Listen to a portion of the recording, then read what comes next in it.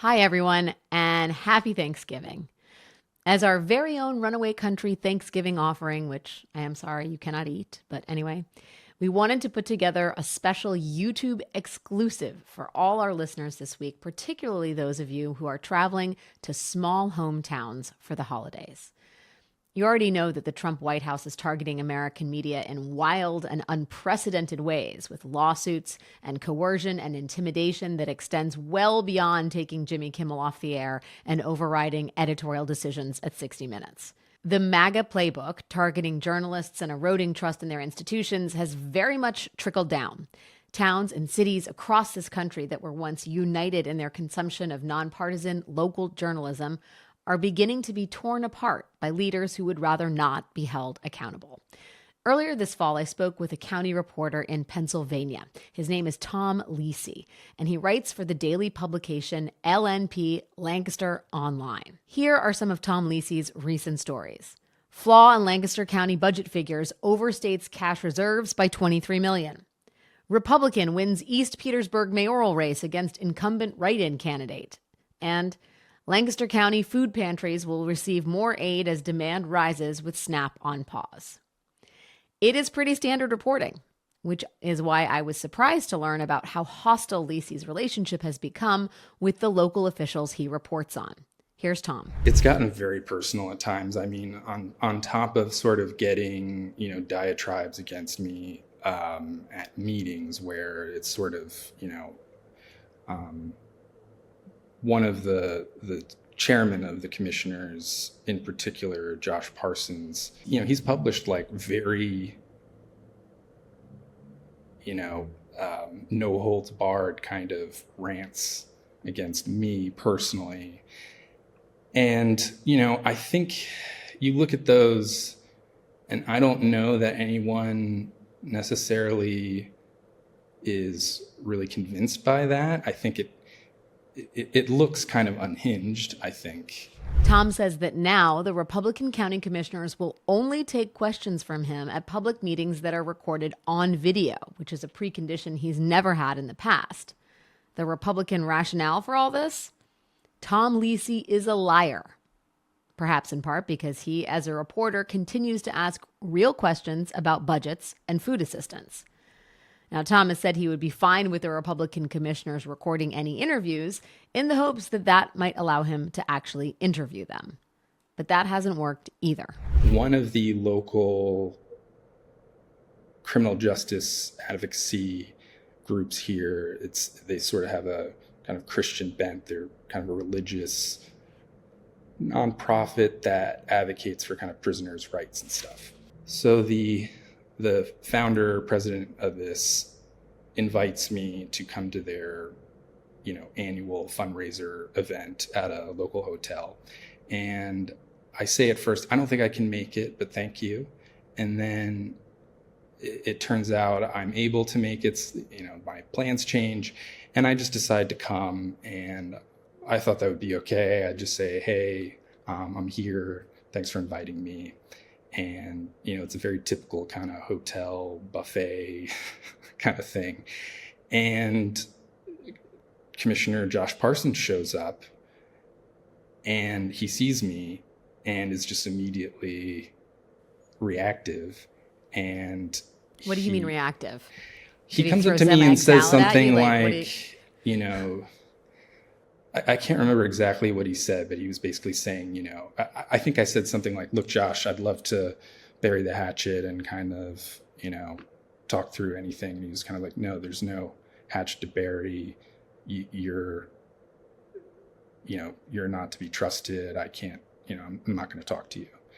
And so I stick around and there's various speakers and stuff. And then it's his turn to speak. And he comes up and says, I'm not going to speak. I'm not going to give my speech here unless Tom Lisi leaves. Wow.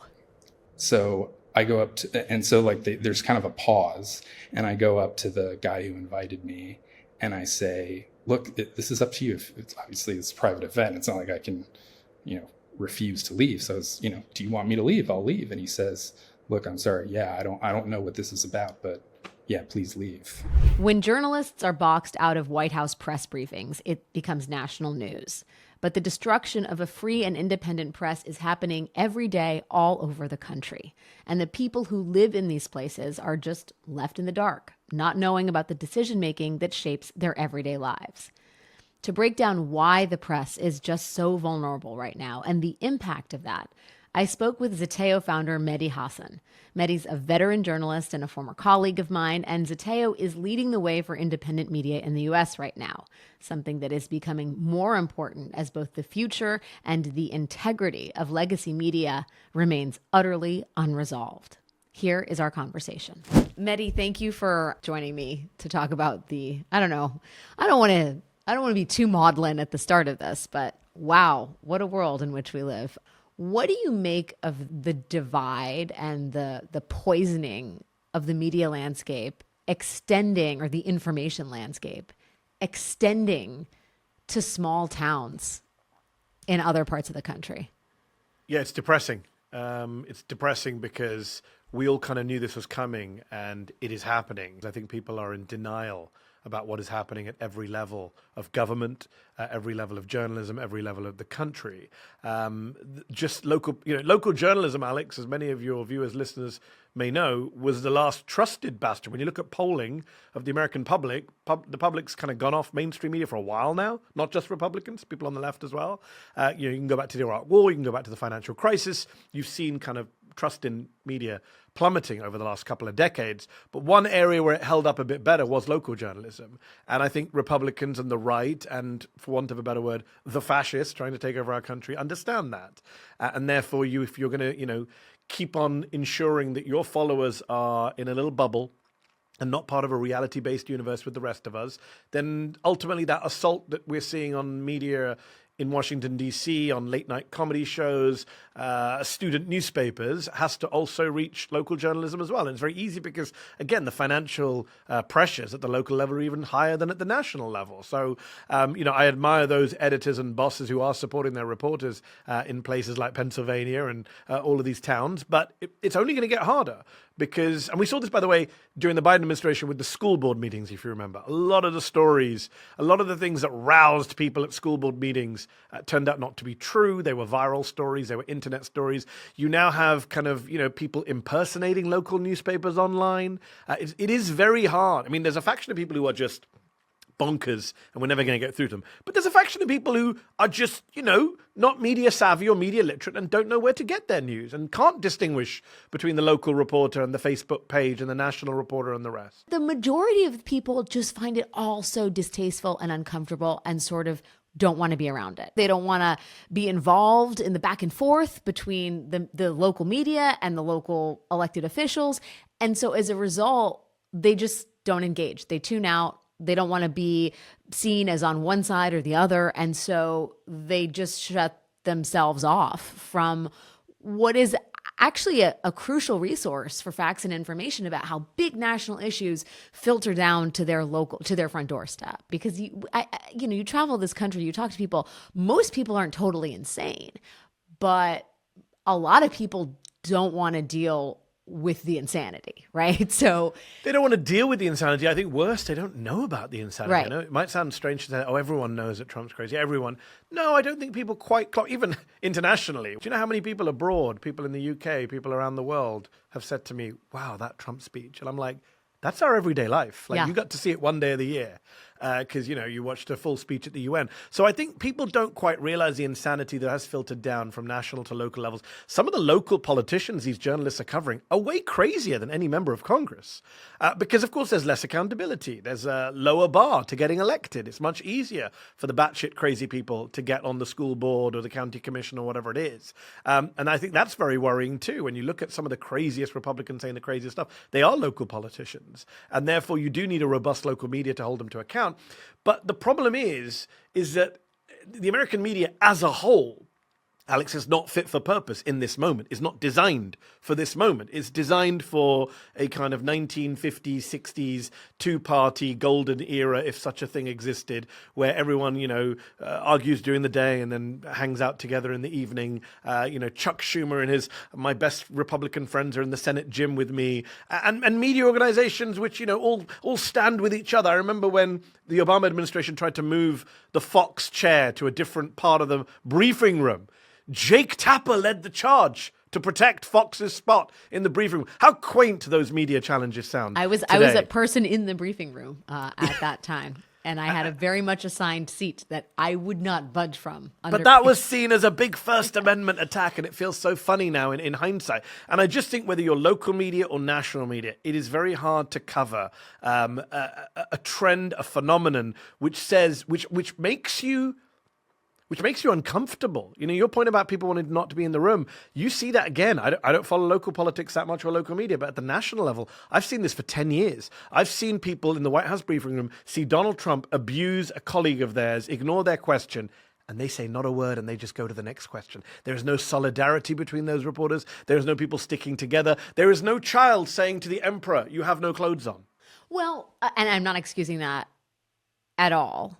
I do wonder what you think about the phenomenon that is now accepted as kind of just the way things are, which is, Republicans don't talk to the press. I mean, there are these kind of confections, these kind of fantasy outlets that are now populating the White House briefing room that are sort of made up far-right propaganda outlets. But it's become completely acceptable for Republicans, and Tom Lisi talks about this. The Republicans either on the county commissioners board either don't talk to him or refer him to the public affairs official.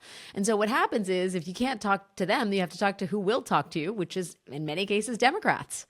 And then you become a reporter who is quoting not Republicans. And if people want to say, oh, your coverage is so biased, it's this insane negative feedback loop, right? It's like, oh, you never talk to Republicans because Republicans talk to you, but you don't talk to Republicans. I mean, and then you lose more conservative readers. And which is what they want, right? I mean, let's be clear. This is, as you said at the start, this is not about polarization. This is about Donald Trump poisoning the water for years to come.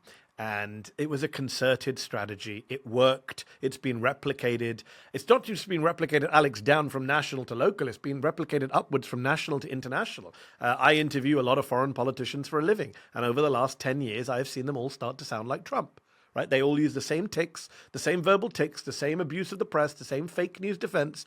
Why wouldn't they? They're like, well, Donald Trump can get away with it. Why can't I? I don't blame them. It's a useful, effective strategy. And that's, again, journalists are so not cut out for this moment because it's not, oh, I will quote Democrat today, Republican tomorrow. I'll do a Democratic scandal today, a Republican scandal tomorrow. It is one faction of the political spectrum wants to destroy you, wants to destroy your credibility, wants to make sure you don't exist, wants your companies to go bust, wants you to be fired, wants you to be pulled off the air. You have to acknowledge, there was a line from, was it Marty Baron, when he was editor of the Washington Post? They said, how do you feel about this? And he said, we're not at war, we're at work. And what a great, I thought that was the dumbest thing you could ever say. You don't get to choose if you're in a war, right? They're attacking you. You are in a war. Yeah. And so, I mean, one of the things that has been asked of people like Tom Lisi, who kind of got into this to be that kind of classical, like 1960s reporter, is straight down the middle, ma'am. Exactly. You got to be a warrior. And it's with such deep reluctance that someone like him finds himself at the center of the story. But I think what you're saying here, and I tend to agree with it, is if you're going to survive as someone who's trying to document the truth and share that information with the public, i.e. be a journalist, you got to be prepared to go to battle. Like, it's sorry, but that's the hazards of the job. And that's the world in which we now live, where, it's either really a free and fair press or you are part of, the authoritarian propaganda machine.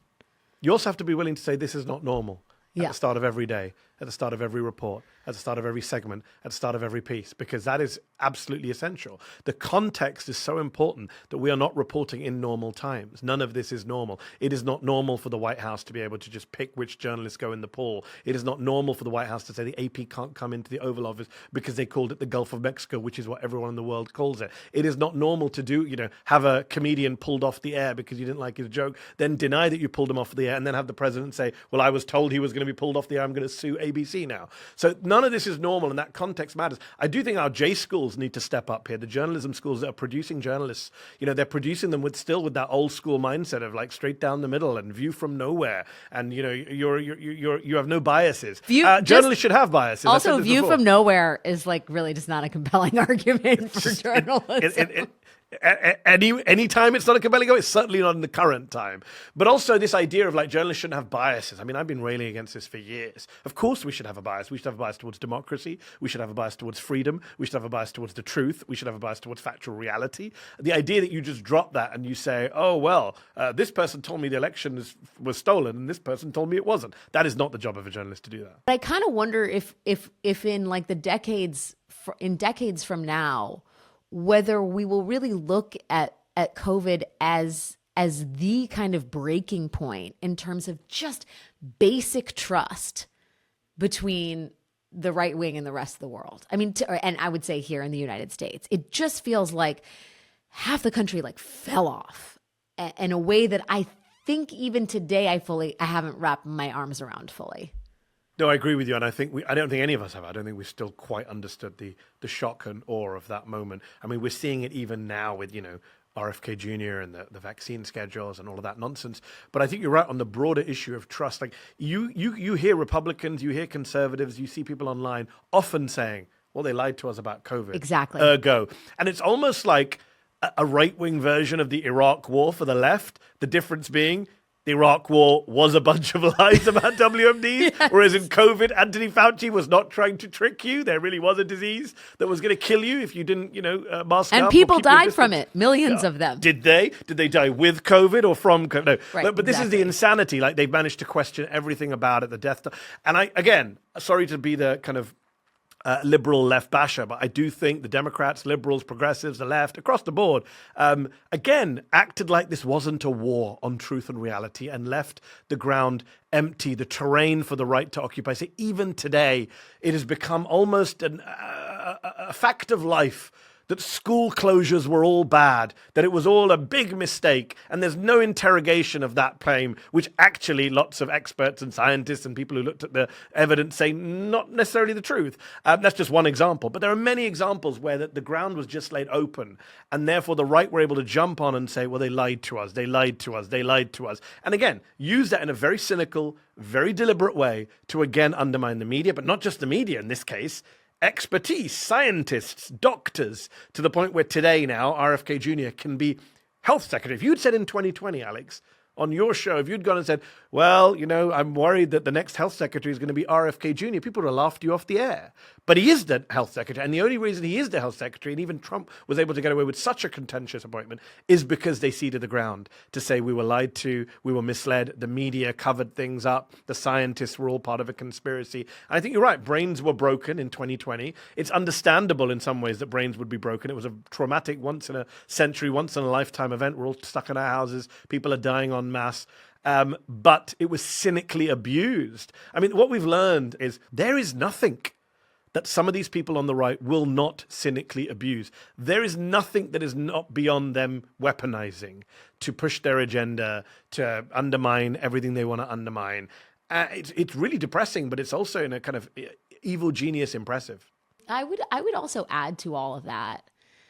I think, there was the assertion that people were lied to and the government bureaucrats were out there to just control people's minds and bodies and immune systems.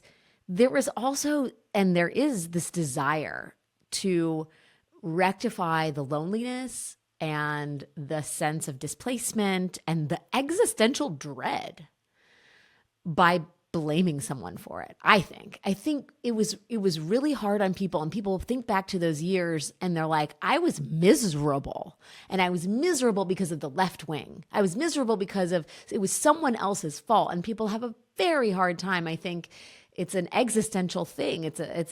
People have a hard time acknowledging that often in the battle between man and nature sometimes wins or triumphs in the match, if not the war. But we as Americans have a sense of invincibility, and we are supposed to always be winning.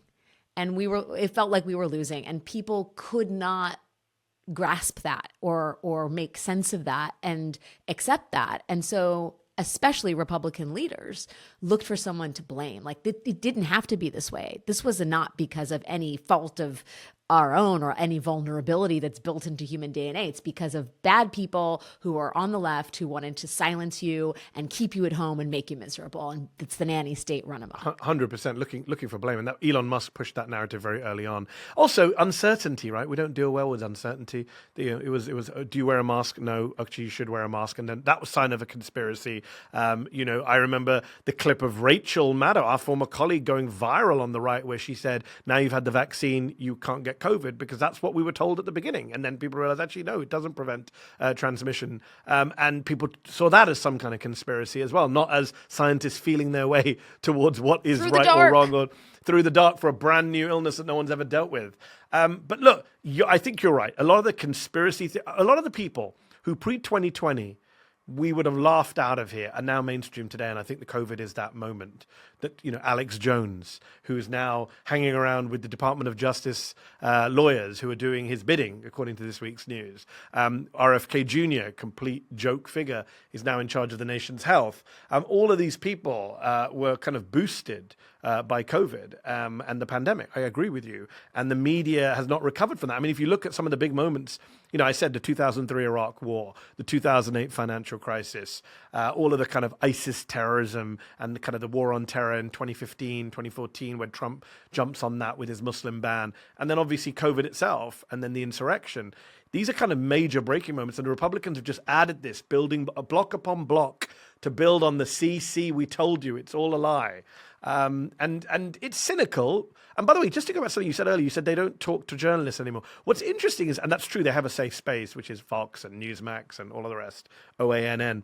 But actually, you look at, for example, the CNNs of this world and some of the network news, they've gone out of their way, bent over backwards to get Republicans on air. And they are back now. There was a period where Republicans didn't go on CNN. And now you can't switch on CNN without seeing Mike Johnson and all the rest of them on all the time, Ted Cruz.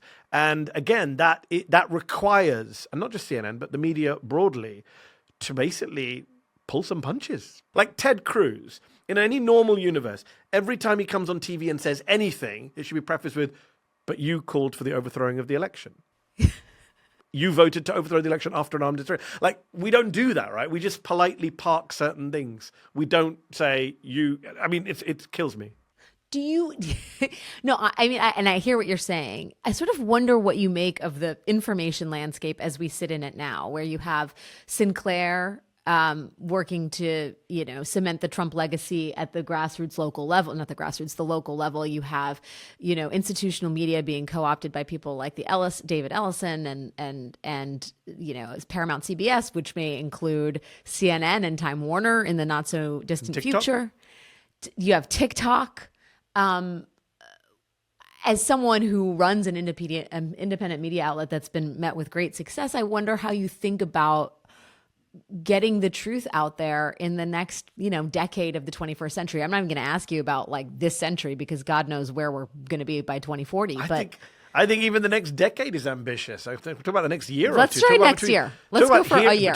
Between now and the next midterm elections and the next presidential election, it's a huge... I mean, we are only, 8 months into this presidency, and what Donald Trump has done to the information landscape, to free speech, to authoritarianism, it's everything those of us feared he would do, but kind of on steroids. Like, he's done it in 8 months, not in 4 years.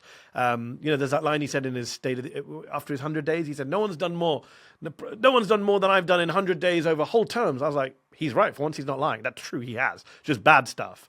And I think one thing that Democrats and liberals and co have, two things I've always said that they've dropped the ball on. One is Supreme Court and the judiciary. Never paid enough attention to what the Republicans have done. I'm writing a book about it, Mehdi. I'll send you I can't wait to read it. We need it.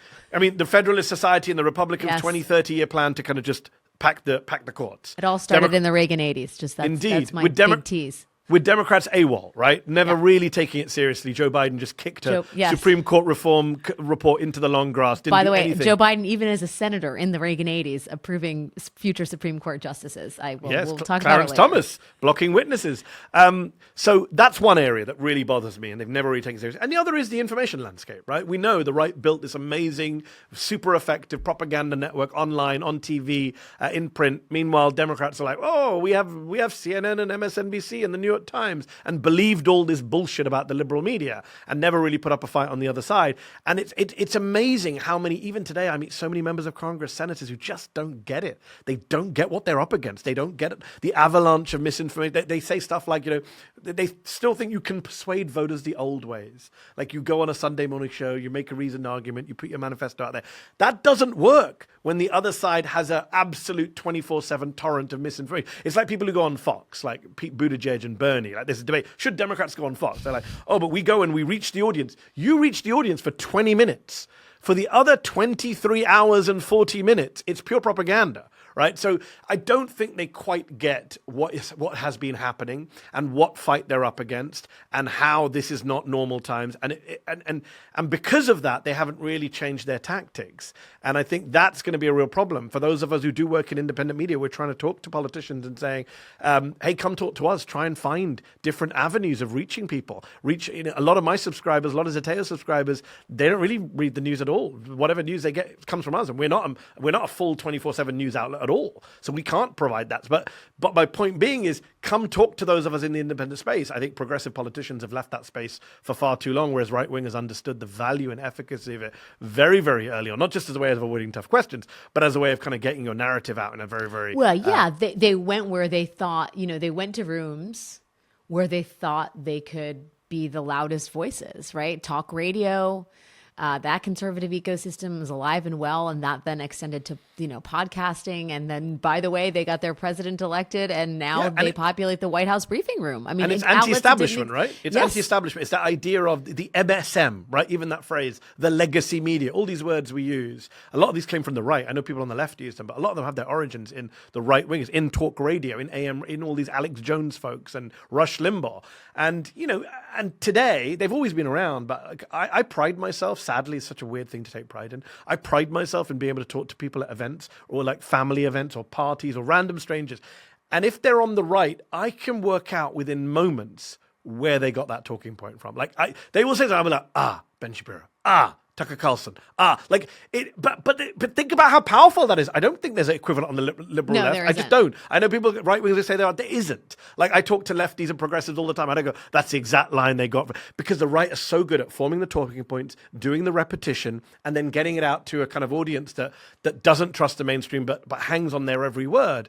And it's really scary. And again, I don't think progressive and democratic politicians understand what they're up against. Well, I think it's because people in the media also don't fashion themselves partisans, like in the MSM, right? I mean, It goes back to the beginning of our conversation. People are like, I'm in this for the facts.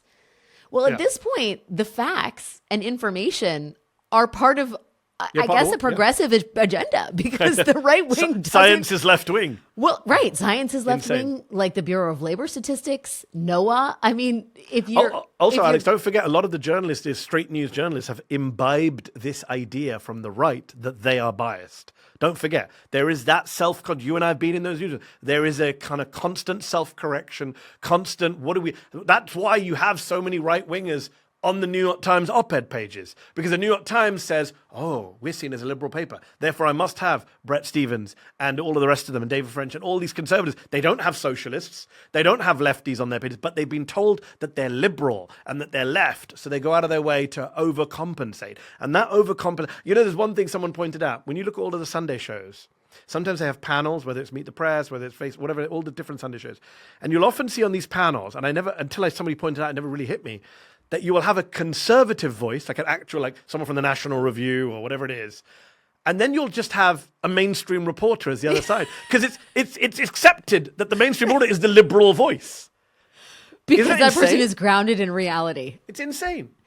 I kind of wonder, and I know I asked you not to look into any kind of crystal ball, but I have. It's only going to get worse. That's my crystal ball. Well, right. I don't see how it gets better. Especially, I look at Hungary and I look at India. And I was in Hungary doing reporting. And I remember thinking, oh, wow, we are way closer to this reality. And way faster. Way faster. Everyone in Hungary, the journalists and the activists and the organizers and the advocates that I spoke to were like, wow, you guys slid way further, way faster than we thought possible. Way faster. I mean, Orban did it over 8 years. We're doing it 8 months. Modi in India, there's no independent media left. Every cable channel in India is now owned by a billionaire friend of Modi. Erdogan, Turkey, very similar. Rich people have bought the channels to support the AK party. This all happened over 8, 10, 15 years in these countries. Trump has done it in 8 months. In fact, in his inauguration day, we saw all the big tech bosses, many of whom had criticized him in the past, the Sam Altmans and the Mark Zuckerbergs. They were all lined up loyally behind him. Tim Cook, all these people who once attacked Trump fell into line. Then you have the Ellisons immediately taking over, now, as you said, CBS, maybe CNN, TikTok. Obviously, Fox is still a dominant player. You look around and you're like, wow, in 8 months, he's done to our media landscape what other authoritarians have taken 8 years to do. That is super scary, especially when the American media obviously is so dominant in the world too. It's not just America, it's English language, it's propaganda being pumped globally from these outlets. And that is super scary. So I don't see an easy way forward. Even those of us in independent media, we still rely on the big tech bosses, right? We're still on the social media platforms sharing our stories and our clips. So it is very worrying unless the Democrats can get their acts together, get off their asses, win back control of some levels of power, and then use that power to somehow rebalance the playing field in those two areas that I mentioned, the judiciary and the media, then we are in serious long-term trouble. I wonder, again, playing the role of philosopher king, Mehdi, there's part of me that thinks this future that awaits us is like a feudal state of information where people basically don't believe anything unless they see it happen. Because we didn't talk about AI, but I'm not qualified to talk about AI right now. But we're super fucked with AI. We're super fucked with AI. There's a YouTube video doing the rounds of me talking about Saudi Arabia, and it's not me, but it sounds like me. I thought it was me. Somebody sent it to me. Said, wow, this is a really interesting monologue from you. I'm like, that is not me. Wow, this is what I'm saying. So you have this atomization of information, right? Everything's nebulized. Then you have the sort of disinformation, misinformation, and then you have virtual reality and artificial intelligence, which erode people's people being fastened in the real world. And I kind of wonder whether what we're barreling towards is this, like feudal state, like a pre-industrial revolution, pre-printing press even state where it's like the only experience I know is true is the one that I experience firsthand. And like, what are the implications there for trust and information? Is there a possibility that like all of the erosion one day leads to a mass desire for institutions once again? Is that like being way too Pollyanna-ish about what could just be I think decline? I think it may be sorry to be that party pooper. I mean, look, if we go down this road, we have authoritarian precedents, right? We can look at history and see what happened in other countries and see what happened in places even more recently, like the Hungaries as well. What we don't have is we don't have a precedent for the technological side of this. So as you say, we don't know how AI will pan out. We don't know what the Peter Thiel Palantir role in all of this will be. We don't know how effectively Donald Trump will secure all methods of communication and how free we will be to receive that. Your point about only believing what we see, even that, like, is it what you see in your personal life? Because even what you see on TV, people don't believe. Like Charlie Kirk got shot on TV. I've seen multiple conspiracies suggesting that didn't happen. So the kind of believe your lying eyes, even that I'm skeptical of. Like I said, we lived through a pandemic and now people will tell us it was all fake and all exaggerated. It was just a flu, even now. So I do think we don't have a precedent for the technological side of this for sure. And I think my worry with the US in particular is we are a society that has very little awareness of what happens outside our borders. So we're not aware of what's happening in other countries to try and even learn from or be afraid about. and Trump can weaponize that very well, kind of the ignorance, if I can call it that politely. And then you've got, obviously, we're a very violent society in general compared to most other Western democracies, which again plays a role in the COVID paranoia and the anti-government state and the distrust. In other countries, you distrust the government. You moan and whine in a bar or in a pub or online. Like in this country, you can go and shoot the CDC, as someone did the other day with 200 bullets, and kill a police officer, who Donald Trump and RFK Jr. have never mentioned. So I worry about the violent side of things as well here. And you mentioned, local journalism. We have seen attacks on the media in Trump's first term, in the Biden era, in the current term. I know that people, whether you're on the right or the left, wherever they go, have to travel with security now. That is our new reality. It is. We got to weigh all of that in there in terms of what people are going to do about it. So no, unfortunately, I'm not. Look, I'm a hopeful person, but I don't think hope and optimism are the same thing. I am. I have hope that we will get through this, but I'm not optimistic. Well, you have to have hope. You started a media company. Exactly. Right? Like... Also, I'm a person of faith, so the hope comes with it. But optimism is very different to hope. Optimism means, hey, we'll be fine next year. No, we're not going to be fine next year. I'm super pessimistic. I think things are going to get much worse before they get any better. And they're only going to get better if we keep at it, despite our pessimism. Mehdi, you're a fount of wisdom and information. Thank you for taking time out of your important work and busy day to do this. I really appreciate you. No, thanks so much. Congratulations on the podcast. Thanks, bud. It is Thanksgiving, which means we are required by law to express gratitude. Luckily, I am really, truly grateful, especially to all of you who have subscribed to this YouTube channel. And if you're still watching and you haven't subscribed yet, please do not send me into the holidays like that. Don't do that to me. Hit the subscribe button. Please. Thank you. I will be grateful forever.